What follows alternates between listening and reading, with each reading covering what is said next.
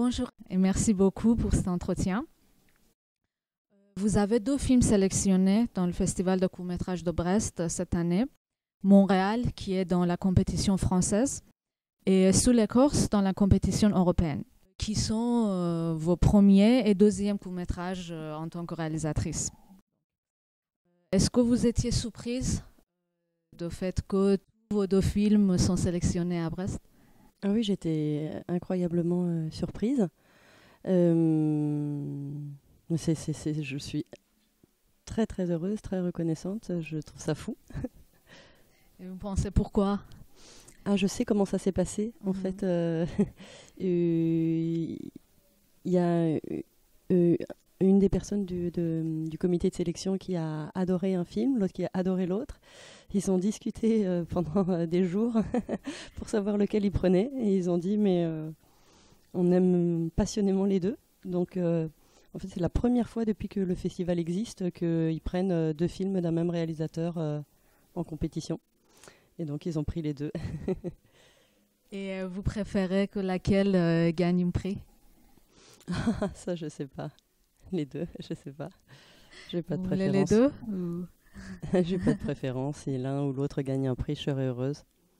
J'aime les 2. J'aime les films. Vous pouvez nous parler, avant d'entrer dans le détail des films, de votre parcours avant de commencer à réaliser Montréal? Oui, en fait, j'ai une formation de comédienne. J'ai travaillé comme comédienne pendant des années, encore jusqu'à maintenant.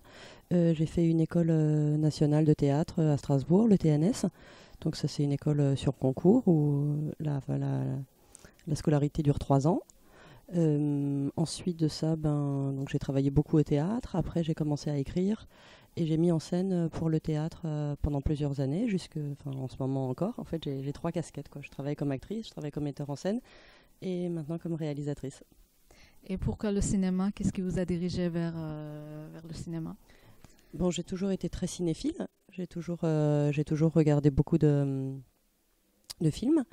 Et en fait, quand j'ai eu la chance d'habiter au Canada pendant plusieurs années, et là-bas, tous mes amis très proches travaillaient dans le cinéma. Ils étaient réalisateurs, scénaristes, monteurs et chef-op. Et en fait, quand j'ai décidé de faire ce film, c'était très facile parce que tout le monde était... Enfin, quand j'ai décidé de faire le film qui s'appelle Montréal, j'avais tout le monde autour de moi qui était prêt à se lancer dans le film. Donc en fait, j'ai appris ce métier-là par mes amitiés. Parce qu'on me proposait de venir voir un bout de montage ou de donner un avis sur un scénario. Et puis je voyais tous ces gens travailler dans le cinéma. Et puis je les voyais faire des films. Et jamais j'avais pensé que je ferais un film un jour dans ma vie. Encore moins 2. Et vous êtes contente maintenant de cette expérience? Ah oui, vraiment, ça me correspond bien de travailler en images. Ça m'anime, ça me plaît énormément tout le champ des possibles du cinéma. Cette poésie-là, cette poésie singulière à la lumière, à l'image, au corps, ça me parle énormément. Avant de commencer à parler des 2 films, une question.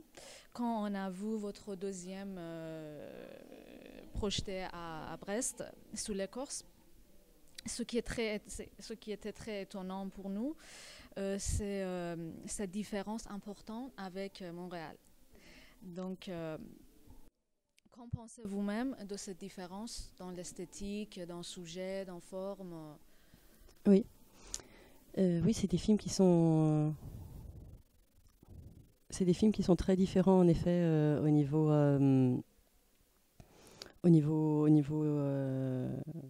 de la manière dont ils ont été fabriqués. Donc dans Montréal, il y a vraiment réellement une part documentaire tournée sur le vif, inhérent au sujet.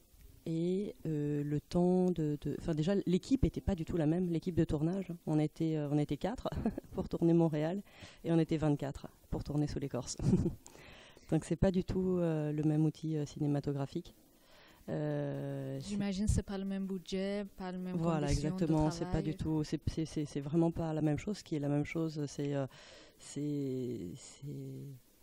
comment dire, pour moi, ce qui se retrouve vraiment dans les films et de ce que les gens m'en disent, c'est la sensualité, la place des corps, le mystère des corps, le fait que ça passe très peu par le dialogue, que beaucoup de choses se passent vraiment plutôt dans la tête du spectateur qu'à l'écran. La place de l'eau, l'importance des paysages, l'importance de la sensualité vraiment de l'eau. Mais en effet, les films n'ont pas été faits de la même manière. C'était vraiment très important pour moi au niveau cinéma de savoir faire les deux. En fait, je suis vraiment passionnée par le documentaire et par le réel. Et au théâtre, en tant que metteur en scène, je travaille toujours avec des gens qui ne sont pas des acteurs, vraiment sur le réel, sur qui ils sont dans la vie. Donc j'avais déjà cette grande facilité de travailler avec des non-acteurs, ce qui est aussi le cas pour Sous l'écorce finalement, pour l'actrice principale qui est non-actrice et qui n'avait jamais eu d'expérience à l'image.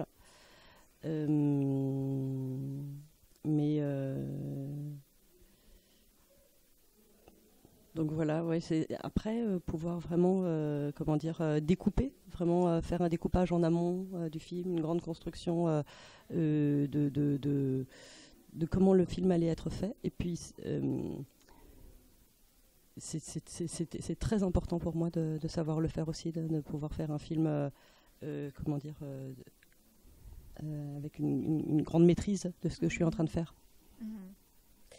Que Sous l'écorce, c'est un film plus narratif et oui. moins personnel, peut-être.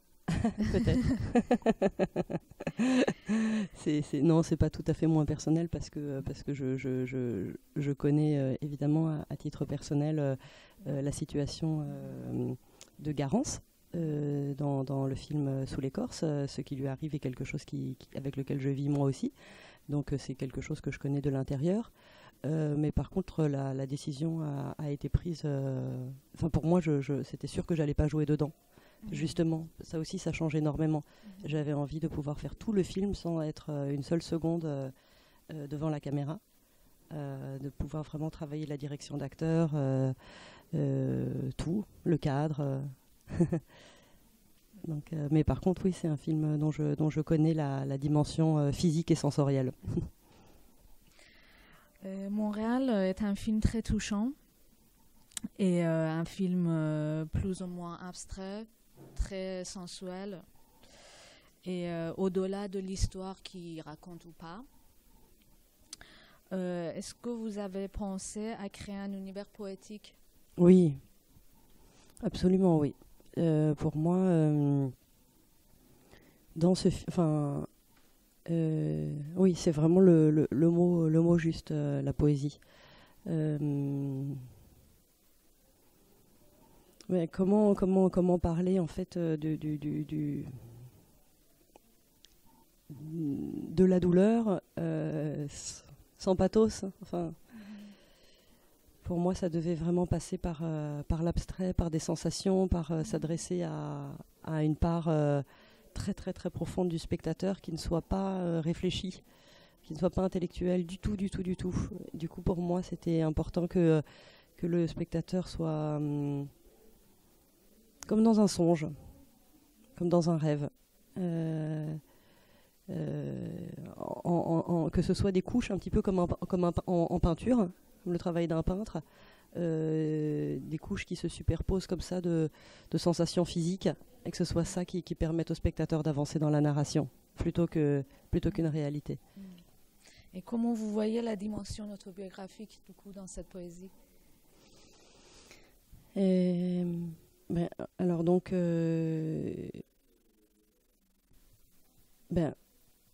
je trouve déjà que cet être humain qui se trouve à l'intérieur d'une femme quand elle est enceinte, ce changement de son aspect physique, cette boule qu'elle devient, qui devient la femme enceinte, je la trouve déjà très poétique. Et donc, c'est quelque chose qu'on ne voit pas souvent au cinéma. Aussi, un petit bébé qui a quelques secondes de vie. Et donc, ouais,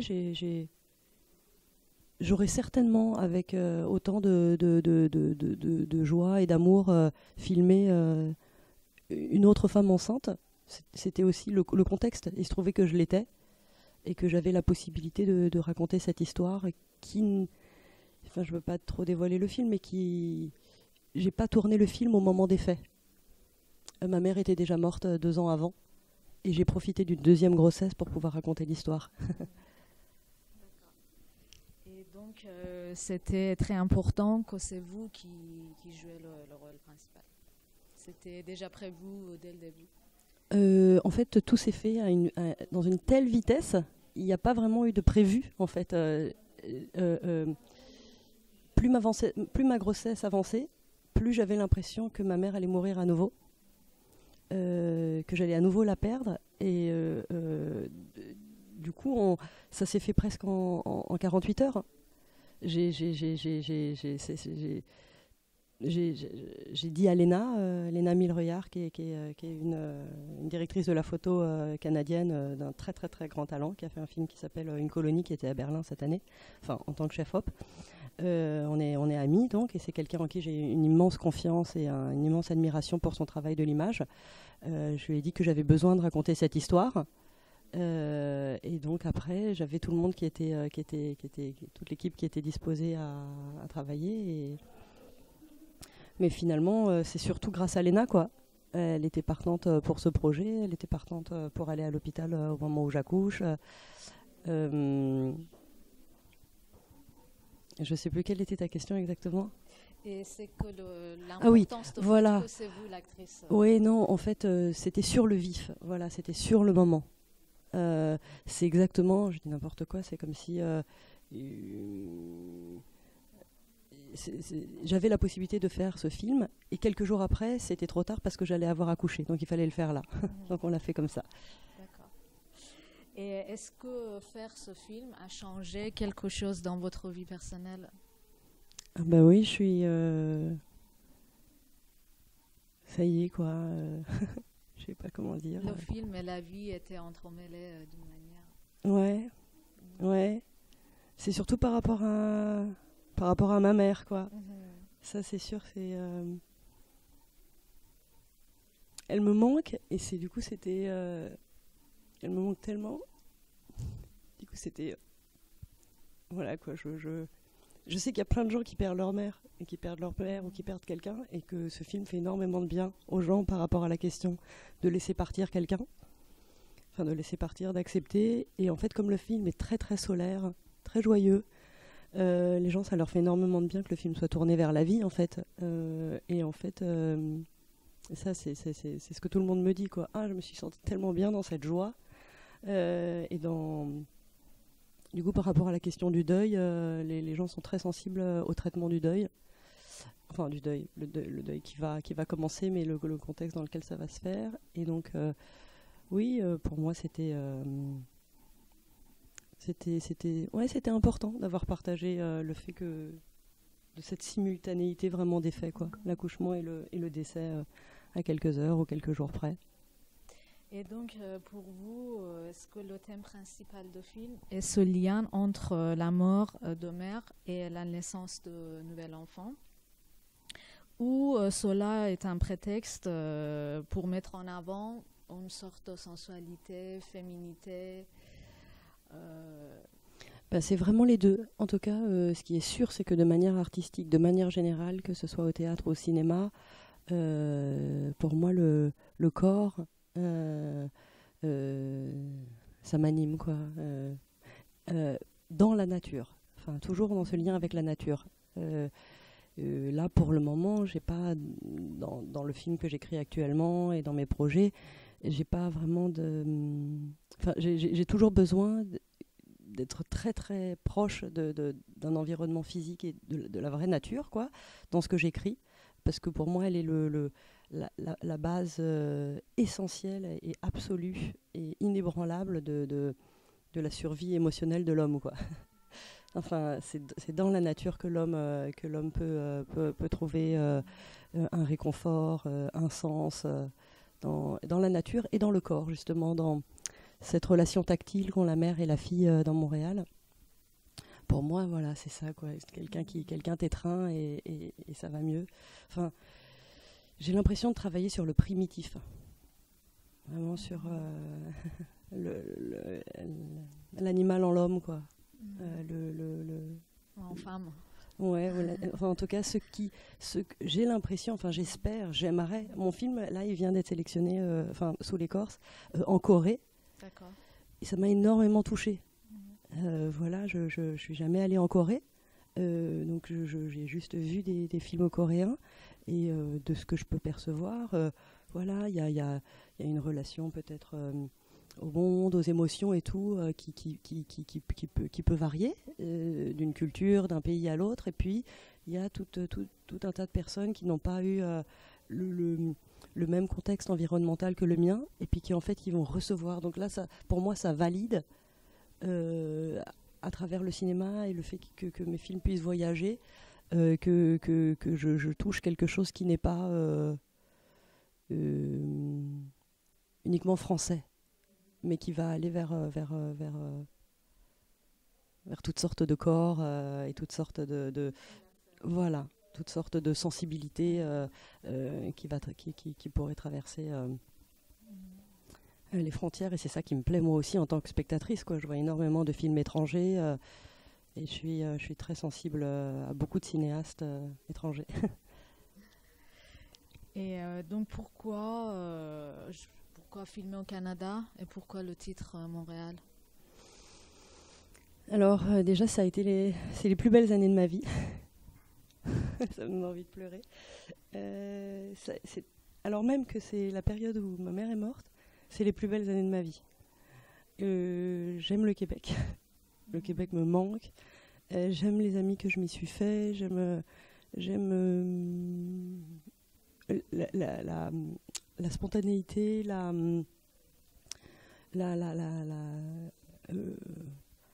joie, ouais, j'aime énormément les Québécois.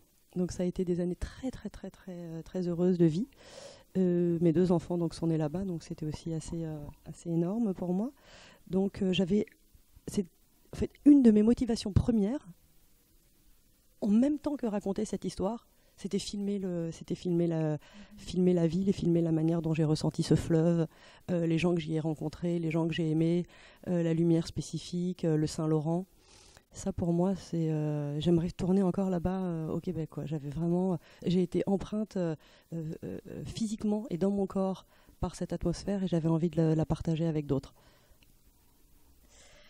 Et donc on peut passer au deuxième film, Sous l'écorce. Oui. Et est-ce qu'il y a une dimension autobiographique dans ce film-là aussi? Oui, c'est ce que je vous disais tout à l'heure. Oui, donc la question de la pelade, j'en parle jamais d'habitude, vraiment j'en parle jamais parce que j'ai envie de mettre en avant le cinéma et que voilà, comme bon nombre d'artistes, que ce soit écrivains ou musiciens, ou énormément de gens travaillent évidemment sur des choses qui nous sont arrivées. Parce que voilà, c'est quelque chose qui nous est arrivé, donc c'est quelque chose qu'on connaît et dont on peut témoigner au plus juste. Mais là, pour le coup, c'était pas tant, contrairement à Montréal, je ressentais pas du tout de besoin de parler de cette question de la pelade, pas du tout, du tout, du tout. Mais j'ai toujours trouvé que la pelade est cinématographique. Visuellement, la question de la perte concrète et visuelle des cheveux, de cette chute, de ce crâne, par rapport à la question du physique, de l'apparence, c'est éminemment cinématographique. Je ne l'aurais pas traité dans une nouvelle ou dans un roman. Là, vraiment, c'est physique. Tu as la personne là qui est là, en train de comment dire, comme dans un cauchemar, moi je fais tout le temps le cauchemar où je perds mes dents, enfin je perds tout le temps des choses. Donc, je suis quelqu'un qui a une grande connaissance et une grande familiarité avec la notion de perte, de deuil, et ça m'habite en fait, ça me relie toujours avec la réalité de la mort qui me nourrit énormément. De savoir que les choses ont un terme, ça me stimule en fait. Il faut y aller, quoi, parce que le temps est court, quoi. Donc oui, il y a une partie autobiographique, mais pour le coup, j'avais pas vraiment ce combat de parler de la pelade. Bien sûr, il y a plein de gens qui ont une pelade, qui ont vu le film et qui ont été vraiment bouleversés et encouragés aussi par rapport à ce que je disais, par rapport à Montréal, par rapport à la lumière et par rapport à l'espoir qu'il y a dans le film. Mais alors là, pour le coup, j'en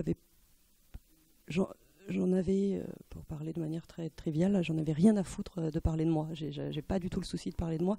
Et d'ailleurs, je sais pas pourquoi, c'est la première fois que je dis que ça a un lien autobiographique. J'en parle jamais en festival, j'en ai jamais parlé en interview, mais j'ai rien à cacher non plus. Et puis ça valide le fait que je connais ce dont je parle, bien qu'on soit pas du tout obligé de connaître ce dont on parle pour bien en parler. Hein. Il y a plein de réalisateurs qui travaillent sur des choses qu'ils connaissent pas et qui font des films absolument extraordinaires en se renseignant. Non, là, il se trouve que c'est quelque chose que je connais, la pelade, et que j'ai trouvé que c'était beau, cette question du crâne. À nouveau, cette rondeur, cette peau. Et surtout, ce qui m'intéressait très très fort en termes de ressort scénaristique, c'est la question du secret.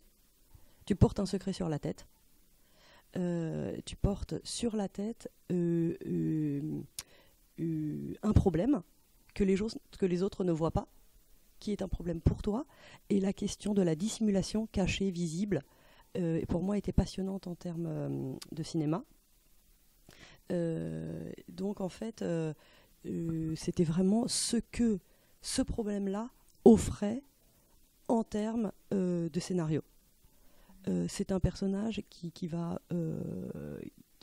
est complètement coincé dans son corps. Donc à nouveau, dans les lettres d'intention et tout ça que j'avais écrites au moment de recherche de financement et tout, et je parlais beaucoup du corps prison. En fait, de par ce problème de pelade et de perruque, elle se sent empêchée de tout. Elle se sent empêchée de faire l'amour, elle se sent empêchée de nager, elle se sent... Donc pour moi, oui, c'était très intéressant au niveau que le film allait pouvoir dire énormément de choses sans passer par les mots. On allait pouvoir être vraiment dans son corps. C'est un film très lumineux. Comment vous avez pensé la lumière Oui. sur l'image? Alors, mais donc... comme je vous le disais tout à l'heure, moi j'ai besoin de connaître intimement les lieux que je filme. Enfin, c'est pas que j'ai besoin, c'est que je filme les lieux que je connais intimement. Donc c'est l'endroit où on a filmé, au bord de la mer Méditerranée, dans le sud de la France. C'est où précisément? C'est à côté de Sainte-Maxime, dans le département du Var. Donc c'est un lieu où je vais moi-même en vacances depuis de très nombreuses années. Je connais la lumière, je connais chaque rocher, je connais les algues et les poissons que je vois quand je mets un masque pour nager sous l'eau. Je connais la lumière du soleil aux différentes heures de la journée. Et c'est un lieu que j'aime. Il y a cette avancée en béton avec au bout le petit arche là comme pour descendre dans une piscine, sauf que tu descends dans la mer. Et j'ai toujours eu envie de filmer ici. Et donc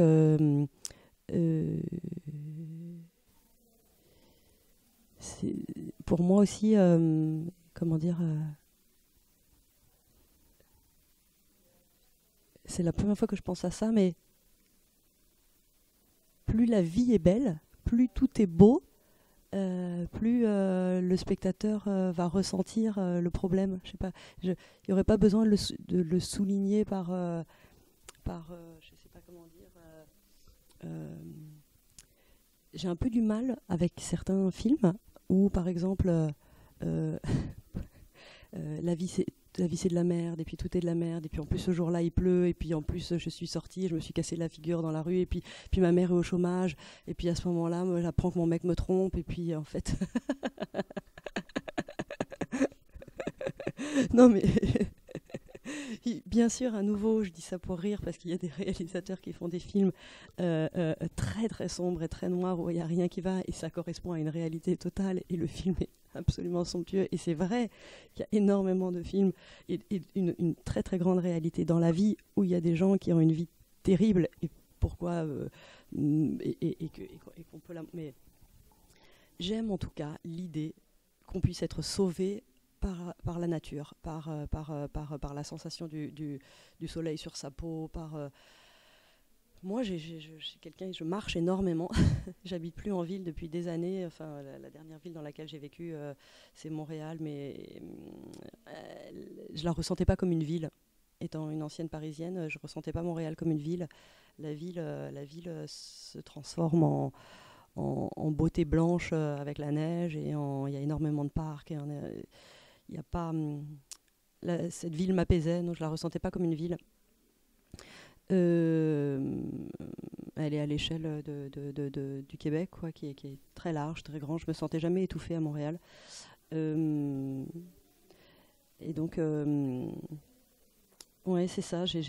Dans le prochain film là que j'écris, il y aura énormément d'arbres, de rivières, d'extérieur, de montagnes. Mais et à la fois, c'est pas du tout que j'ai envie d'enjoliver. Hein. Non, j'ai pas envie que tout aille bien. C'est uniquement la nature qui est belle et les corps qui sont beaux. Mais comment dire, le drame reste intact. Le drame.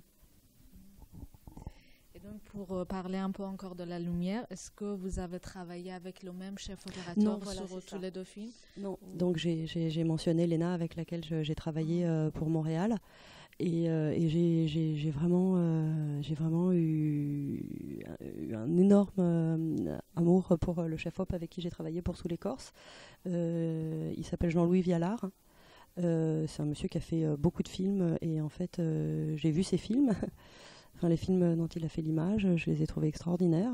Donc j'ai vu qu'il y avait son numéro sur un site internet et je l'ai appelé. Et donc c'est quelqu'un qui fait jamais de court-métrage. Hein. Ça fait 25 ans qu'il fait des longs métrages. Il a fait un film qui s'appelle Tropical Malady, un film de Vera Setacool, dont j'aime beaucoup l'image. Et il a fait aussi, il a fait plein de films. Il a fait un film qui s'appelle Voir du pays, qui est tourné tout au bord de la mer. Et c'est surtout que c'est quelqu'un qui a été d'une incroyable générosité pour le travail préparatoire. Je lui ai envoyé beaucoup de photos, beaucoup de références, d'images, de films et tout ça. On a énormément dialogué et il a été très très très très disponible intellectuellement et artistiquement pour qu'on prépare le film ensemble. Il est venu évidemment pour les repérages, voir les lieux et tout ça. Et donc on savait ce qu'on allait faire. On n'a plus du tout au moment du tournage discuté de la lumière ni de quoi que ce soit. Tout était préparé en amont. Et j'ai énormément regardé de livres de photographie. J'ai énormément regardé de films par rapport à la question de la lumière. C'était dominant dans mon travail. Donc c'était vraiment pas dû au hasard, genre il fait beau dans le sud de la France, on va mettre la caméra comme ça. Non. De toute façon, pour Sous l'écorce, c'est la première fois que je travaille autant de ma vie. J'ai tout travaillé. On a beaucoup répété, on a répété avec l'actrice, on a répété avec l'acteur. Il n'y a pas un millimètre du film qui a été hasardeux. Après, il y a les hasards de la joie du cinéma, mais non, c'était ça. Et ça aussi, ça me fait extrêmement plaisir. Pour les deux films, les gens ils me disent tout a l'air simple. C'est déroutant tellement c'est simple. Les gens me disent ça, que c'est très, très simple, que les choses ont l'air d'être placées dans une grande évidence. Et ça me fait plaisir qu'on ne le sente pas, le travail. Enfin, qu'on ne le sente pas au sens... j'ai à aucun moment, et ça j'espère me préserver toujours de ça, je ne veux pas faire un objet esthétique. Je ne suis pas du tout dans une quête d'un comment dire, je sais pas comment expliquer. Oui, je veux pas faire de la forme pour de la forme, si ça sert pas le propos. Vous adaptez l'esthétique à ce que vous avez envie de dire. Oui, et par exemple, il y avait quelque chose qui était super important avec, c'est l'étalonnage. Je vois pas mal de films avec un étalonnage très caractéristique, un peu tendance, un peu mode, un peu jauni ou un peu gris ou tout dans les. Enfin, et moi, je voulais juste que ça réfléchisse l'œil nu, quoi. ce qu'on voit à l'œil. Pourquoi est-ce que j'irais mettre une patte qui voudrait dire que... Non, en fait, le sens, il vient de ce que je filme. J'avais pas envie que l'étalonnage trahisse la beauté de ce qu'on voit à l'œil nu. Et une dernière question. Vous préparez votre premier long métrage? Oui. Est-ce que vous pouvez en parler un peu? Le personnage principal est une femme. Ah oui, il y a quelque chose dont j'ai pas parlé par rapport à Sous l'écorce, d'un thème vraiment qui était très très cher pour moi. C'est la question du regard de l'enfance. Ça, c'était vraiment quelque chose qui m'est cher et que j'aime beaucoup filmer et qui va revenir aussi dans le long métrage. C'est la manière dont l'enfant en fait regarde le monde comme pas un problème. Et que du coup ce regard-là est aussi source d'énormément... en fait, le problème est résolu à travers le regard de l'enfance, quoi. C'est l'enfance aussi qui te dicte où est ton problème. Enfin, ça se vérifie pas pour tout, mais en tout cas dans ce cas-là, dans le cas de l'apparence physique. Donc, ouais, c'est l'histoire d'une femme. Il y a aussi des enfants. Et c'est... Ouais, j'en dis pas forcément plus, mais... je pense que c'est un film qui va être très dur. Très dur dans quel sens? Très dur dans le sens du vécu et des émotions du personnage. C'est un film vraiment sur une thématique très dure, très violente. Et je pense que je vais aller chercher dans le fond de la noirceur et voir contrebalancer avec la lumière. Mais en tout cas, c'est une thématique très dure. Si vous n'avez pas d'autre chose à ajouter. Juste que je vous remercie infiniment. Je vous remercie beaucoup. Merci beaucoup.